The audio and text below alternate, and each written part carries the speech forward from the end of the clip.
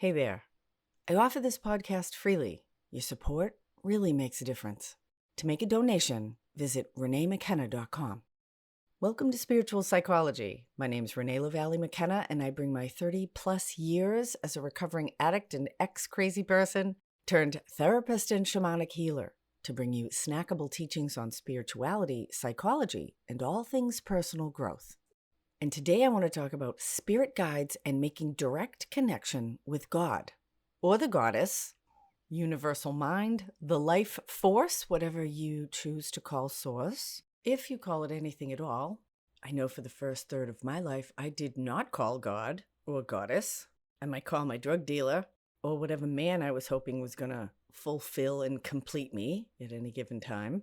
I might call my best girlfriend to see where the party was, if I had a best girlfriend, because sometimes I didn't, usually because I was too busy chasing men to maintain healthy friendships. But for much of my life, it never occurred to me that I could call upon the goddess as a resource for connection, guidance, comfort, or inspiration, or for relief. And that was often what I was looking for. I desperately needed to get out of the inner hell of my mind, of my emotions, and even my body, because I had come to hate almost all of those things. And I needed relief from all of it, including the inner hatred. There were layers and layers of suffering and dysfunction, anxiety, despair, hopelessness, always trying to figure out what was going to make me feel better and never actually being able to follow through and make these things happen. And even if I did, quote unquote, get what I wanted, I was usually disappointed because I was trying to escape from myself. And everywhere I go, there I am. And we live in a culture that encourages self-escape. Buy this skin cream, wear these jeans, drive this fancy car. If you go to the right school, get the right job, marry the right person, then we'll feel better, right?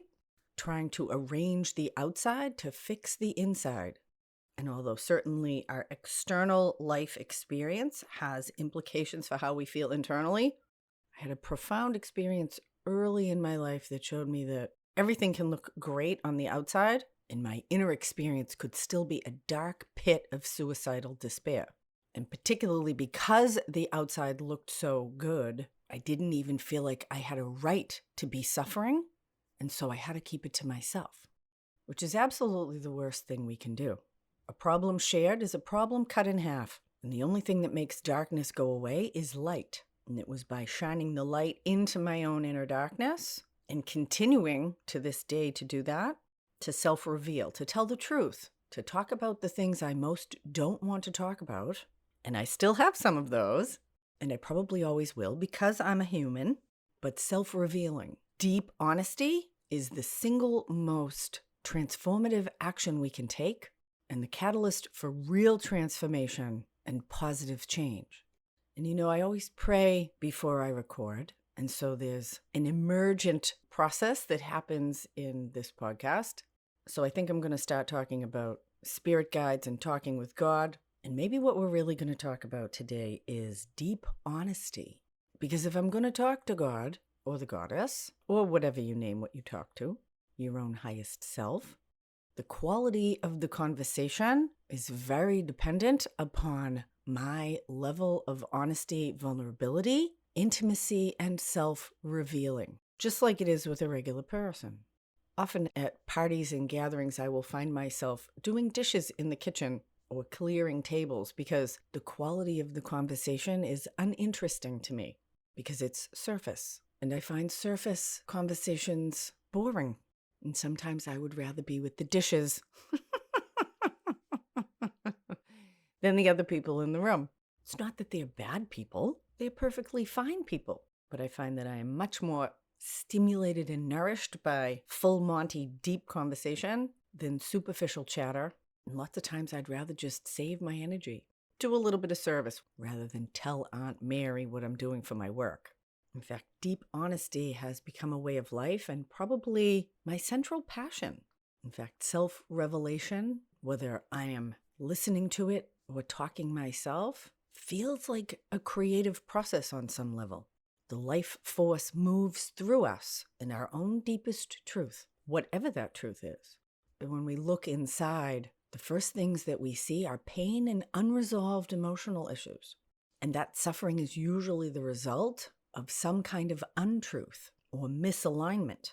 And therapy work is about being able to cut through, heal, or dissolve, resolve those misalignments so that we can reveal the treasure and the golden nuggets of our own authentic self. And the tragedy is that rather than facing and resolving our inner turmoil, most of us turn away from it. And so we never get to the precious jewels that lie underneath. And that is the hero's journey on this plane of existence for almost all humans. Whether you understand it as soul contracts or karmic issues, at some point in most people's lives, circumstances or situations happen, or we have experiences that separate us from our inner treasure, from the gifts that each of us has to bring into the larger consciousness system. And we all do have a role to play. And for whatever reason, somewhere in our psycho-spiritual development, usually somewhere between the age of 3 and 7, there is a separation between our highest self and the self that is expected in our families, our cultures, our school, and we morph ourselves or learn to be acceptable to others, or at least we try. And then the work is to, again, take the hero's journey back into the cave of our own deepest self, past all the demons and dragons and dangerous characters that tell us not to go there, to reconnect with who we really are, our own God and Goddess essence. And it has a unique expression in each of us. And finding, developing, and expressing our truest, most authentic or highest self in the world is the path to joy and fulfillment. In fact, I think it's the only one. And personal growth work, good therapy, and authentic spiritual paths always lead us on that path to dissolve our suffering, our old limiting belief structures and patterned behavior that often repeats and even increases our suffering, so that we can get in touch with the deeper truth that we are individual units of consciousness in a larger consciousness system, that we belong here and are connected on every level. And that's a living process every day, like breathing in and breathing out, or eating food. It doesn't happen once and then we're all done. We're in an ongoing interaction, an unending conversation of the living, evolving process. And you can stay on the surface if you want.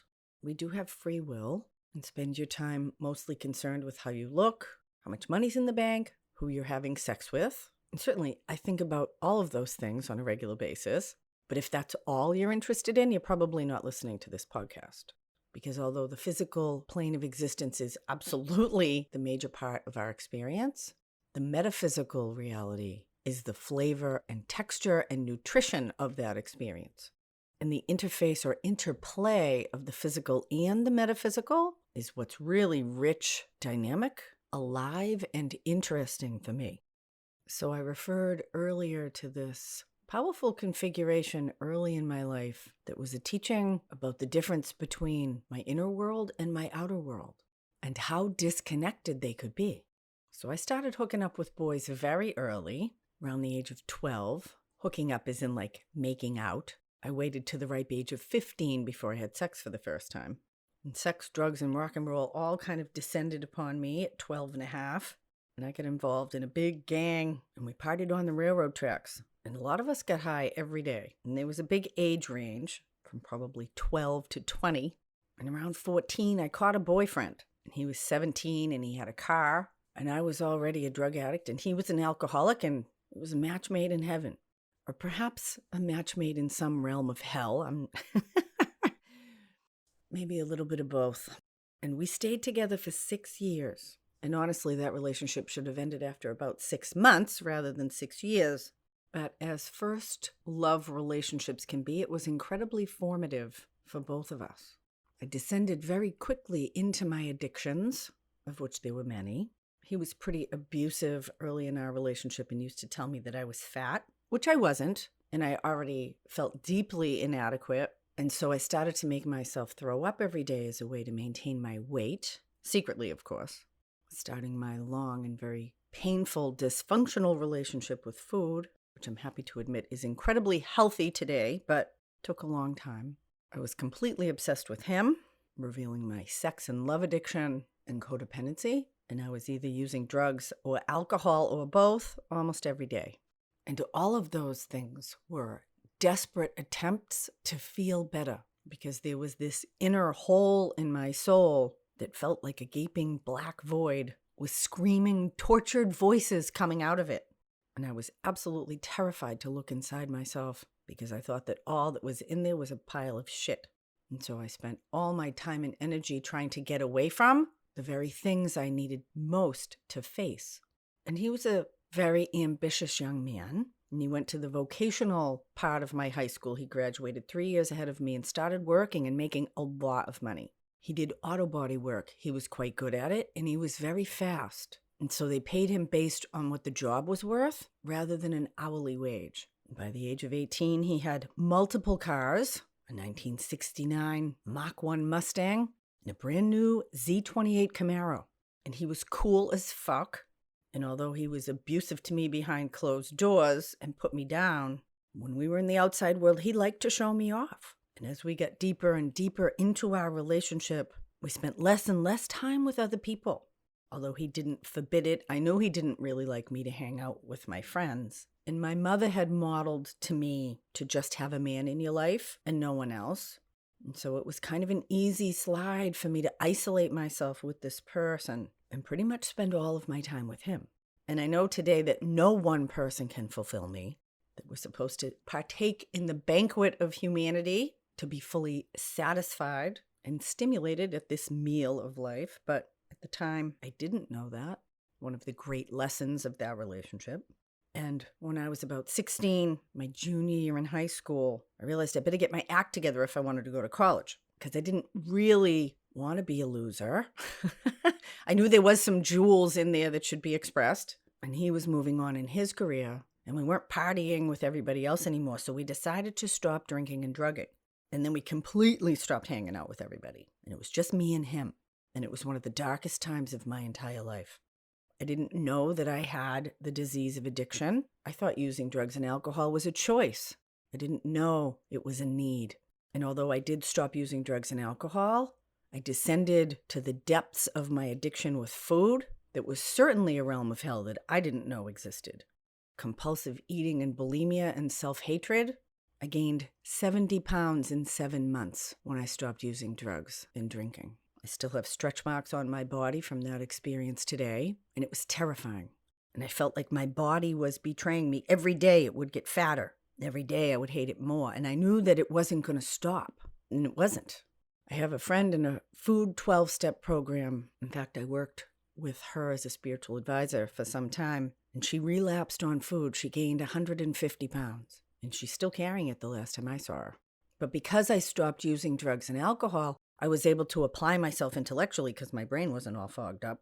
And I started getting all A's in school, and I got in all accelerated classes. I was intellectually stimulated. I had an excellent high school education. It was suggested I get into student government, and I got elected president of my senior class. And I ended up being student governor in this really interesting program called Student Government Day. Got to spend the whole year going in and out of the State House in Boston, meeting with Governor Ed King. It was quite an interesting experience of going from getting arrested and selling drugs to hanging out with the governor. But anyway, I have extreme life experience. So I had all this outside stuff happening. I had this great boyfriend who had all this money. He'd come home on a Friday night and say, "Hey, honey, where do you want to go this weekend?" And we'd go and stay in some fancy hotel, driving there in his Z28 with the fancy jewelry he bought me. I was president of my senior class. I was speaking at the Rotary Club, getting them to donate to my high school. I gave a speech in front of 800 people at a joint session of the Student Government Day House and Senate. And inside, I absolutely hated myself and I hated my life. And there were many times I prayed not to wake up because I didn't know how to get out and I just wanted it to be over. I didn't want to be with this man. I didn't want to be in this body. I didn't want to be in my family. And I started to use drugs and alcohol again because I didn't know there was a way out. I couldn't imagine a way out of what looked like a privileged life. I had all this outward success, and inside I wanted to die. And I will tell you that's not the only time in my life that I have felt that way, a prisoner of a privileged life. And there's a particular suffering that comes with privilege, that the privileged don't feel like they have a right to suffer because they're so privileged. Because everything's so good. What's wrong with me that I'm not happy? But we can have everything in our external material world, and if our soul is starving, then we want to die. And we can look at a string of rich and famous who have killed themselves. Suffering is universal. It doesn't care about our socioeconomic status. It is a human condition. And when I found myself stuck in a seemingly privileged life about 7 years ago, I knew what the way out was, because it was what got me out the first time. And that was to just simply tell the truth. When I was in my late teens and early 20s, I didn't really know how to do that. The truth was rather offered to me, but the truth really does set us free. My truth, my emotional truth, my spiritual, energetic, relational truth.